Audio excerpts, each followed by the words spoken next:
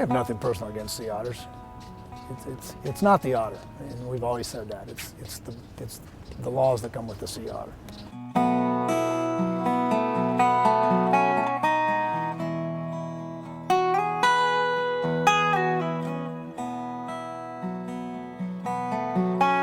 Following a century of federal and state regulation, the California sea otter has made significant progress from being on the brink of extinction to recovery. In 1986, Congress struck a balance between the otter and fishery protection by authorizing the United States Fish and Wildlife Service to expand the sea otter's range to San Nicolas Island off the coast of California, but to keep the rest of Southern California as an otter-free management zone.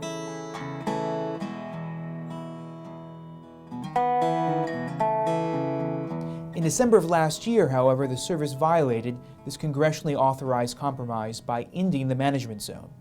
The shell fishermen are competing with the sea otter for their food source. From a businessman's point of view, we make life decisions and substantial investments based on law. We're here. This is something that it's not a matter of they're here one season, gone the next season. These are fishermen that have made their homes here, been fishing for decades. The termination of the management zone also threatens the marine ecosystem. If the service is allowed to ignore the law, the otters will prey on and deplete local fisheries, including the endangered populations of white abalone and other shellfish.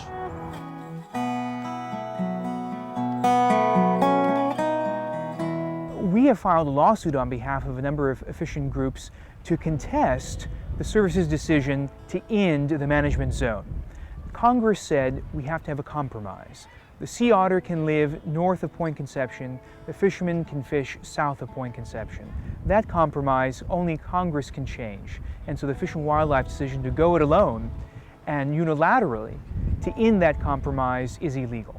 We're a cottage industry that deserves to maintain our way of life. As far as the life of the harbor, life in the seafood industry, it's absolutely a critical part of so many jobs and so many careers. The frustrating thing is oftentimes we have bad laws passed, but here we have a law that is being completely ignored by a federal agency. The Fish and Wildlife Service doesn't really care that Congress has said this is the compromise that you have to abide by. At the very least, we should have the rule of law where government agencies are accountable to Congress.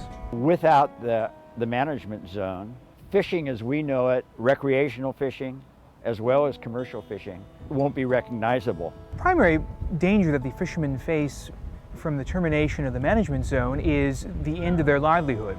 There seems to be a different level of trust involved when a group of professionals are volunteering their time because they obviously believe in the cause and they're going to go to bat for us. It gives me a whole new, more of an optimistic outlook on what's going on. We certainly appreciate the Pacific Legal Foundation, PLF, going out there and working for the common individual. With the help of the Pacific Legal Foundation, we can instill a glimmer of hope with most of the other fishermen. We've been beaten down so long that we've pretty much thrown up our hands. But if we can win one battle, if we can change the perception of the public with PLF's help, I think we can rebuild what's been taken away from us.